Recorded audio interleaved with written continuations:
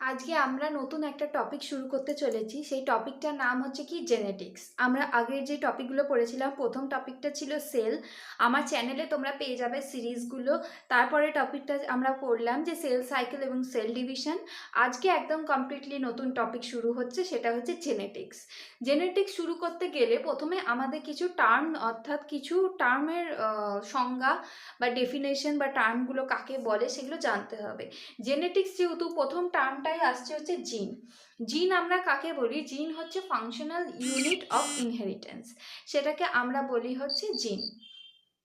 জিনের নামকরণ করেছিলেন জোহানসেন এবং মেন্ডেল, যিনি আমাদের ফাদার, তো মেন্ডেল এই জিনকে ফ্যাক্টর নামেও অভিহিত করেছেন। এরপরে আসছে অ্যালিল। অ্যালিল কি? জিনের ফর্মসকে আমরা বলি হচ্ছে অ্যালিল।